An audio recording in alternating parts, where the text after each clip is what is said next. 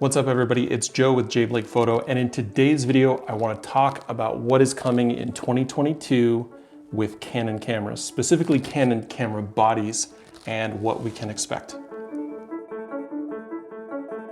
All right, before we get into the details of what I think Canon is going to be releasing next year, just really quick, a quick plug for the channel here. I would really appreciate it if you like videos like this where we talk about Canon cameras and just cameras in general, gear in general. If you would go ahead and hit the subscribe button, go ahead and hit the like button for this video if this is stuff that you're into, and go ahead and hit the bell so that you're notified when I make new videos. At the same time, if you're interested in stills photography, which I assume you are because this is a Canon camera video, go ahead and find me over on Instagram. I am at jblakePhoto, and go ahead and follow me there. Also, one last plug, as we're coming to the end of the year, I am really pushing to get 10,000 subscribers on my channel. I'm less than 200 away, so I'd really appreciate your help in crossing that big milestone. And also, while I love doing news videos like this, I recently put up a video, the part one of my trip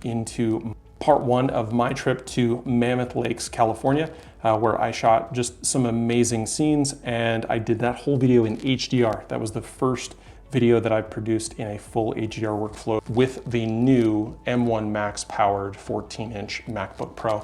Link down in the description and up here at the card, and let me know your thoughts.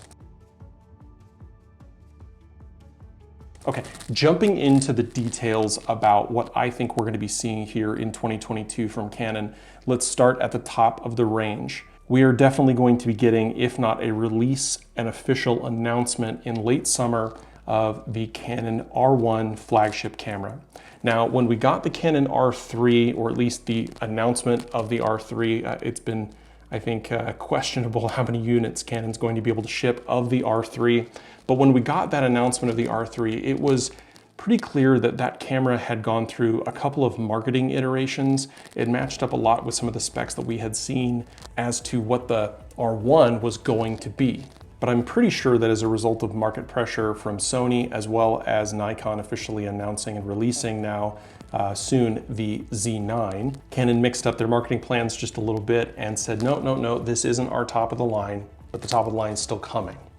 As opposed to releasing an R1 and then having to very quickly update it in the next 1 to 2 years with an R1 Mark II to try to beat out some of their competitors. So the R1 is still very much in flux, but I absolutely guarantee that we will be getting an announcement towards the late summer, early fall of next year, with release likely in 2023, but we will see those specs in the summer. Unless, of course, they get leaked, in which case I'll go ahead and report them to you here. I would actually really kind of expect something in the 48 to 50 megapixel range, maybe 52, 55. I don't think we'll see anything as high as 60, but I do think that they're going to want to meet or exceed the megapixel rating that we have on the R5. And the reason for that is that I fully expect the R1 to be able to shoot full 8K RAW video just like the R5.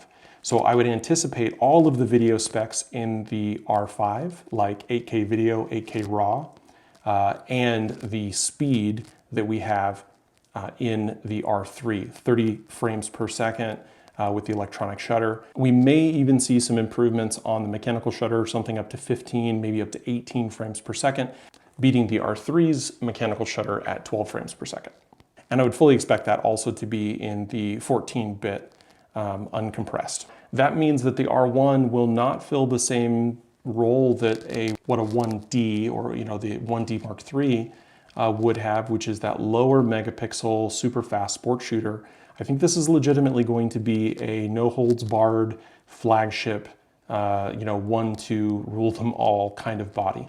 So a 48 megapixel, maybe up to 52 megapixel, fully stacked BSI sensor that will probably be able to shoot closer to, maybe 35 or 40 frames per second in the 14-bit uncompressed RAW, similar to the R3, but maybe a little bit faster, the same speed, but definitely with that higher megapixel count, while bringing in the video features that we've seen from the R5. And it'll likely come with a, $7,900 to $8,900 price tag.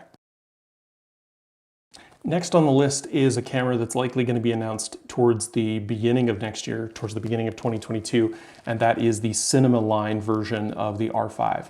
So when the R5 was originally announced, it got a lot of flack for the fact that it had so many, or was at least marketed as having so many video features, and yet the overheating and time constraints really sort of limited its ability in that case, although it is a absolutely phenomenal camera.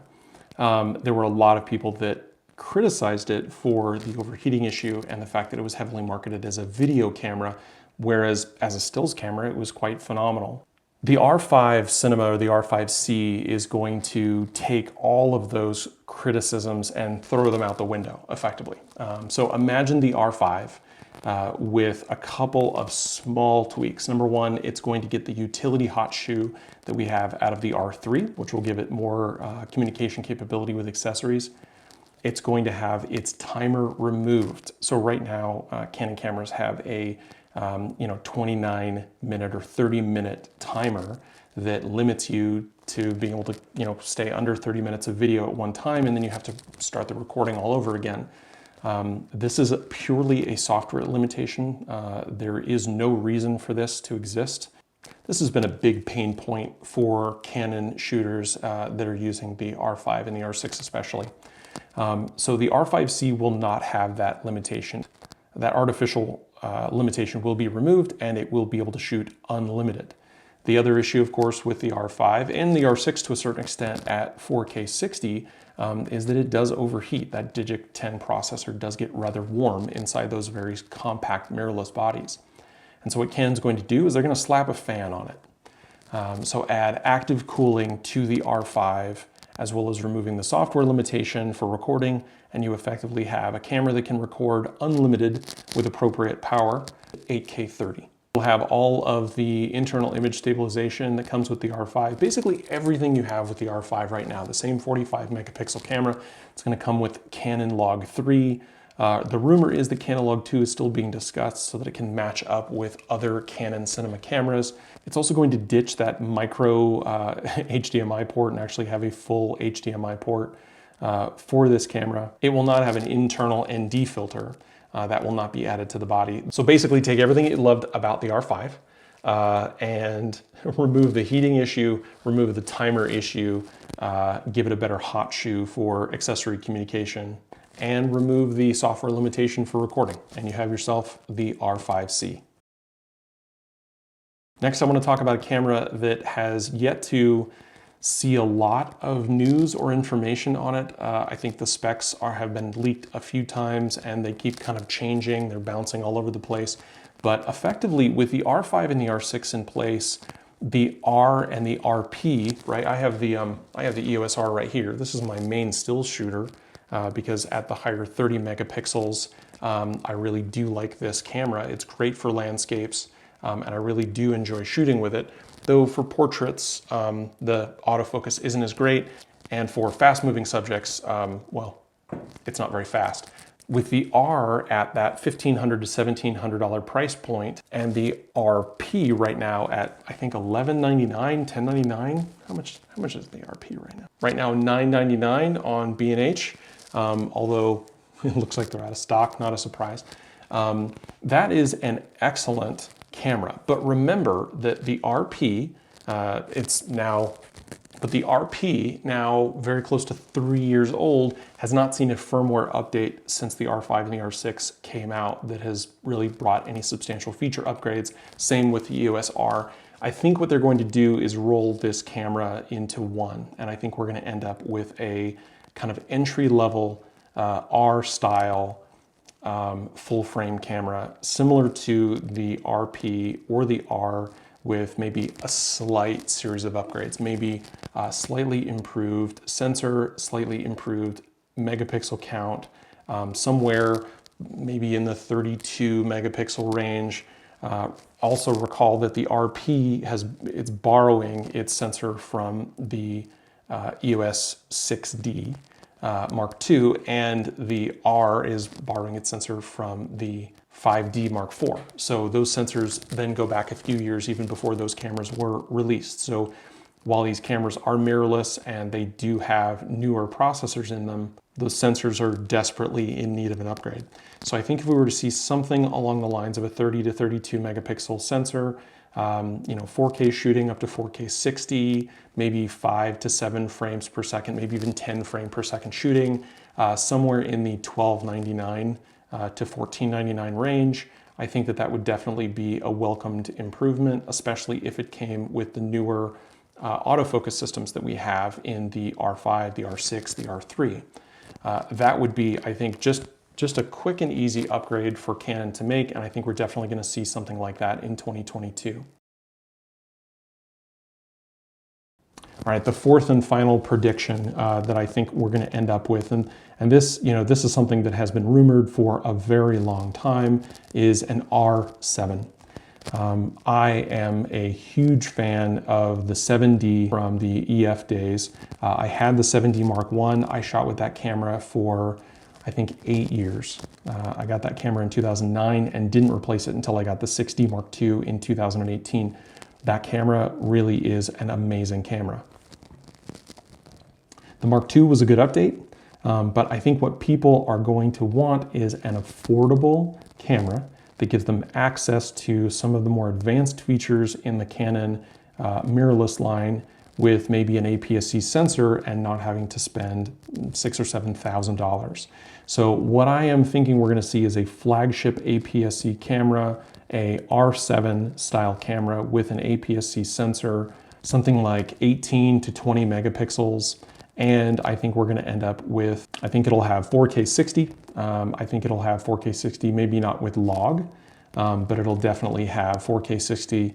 It'll have 20, maybe 30 frames per second with the electronic shutter. I think it'll be weather sealed, and I think it'll be probably around the $1,800 to $2,000 price point initially, and then it'll drop down slowly. It will cost more than the full frame entry-level camera, because I think you're going to have to trade out whether or not you want the power of full frame, the low light performance of full frame, along with all the features, or do you want the full frame sensor and not as many of the features, not as much of the resolution? Do I want to get the less expensive full frame at $14.99, the more expensive APS-C at $18.99, or do I spring for the R6 full frame at $24.99, $22.99 if it's dropped in price by then? I really do think with a lineup like that, the high-end APS-C camera with an entry-level full frame camera, the R6, the R5, the R3, and the R1, I think Canon has a phenomenal lineup.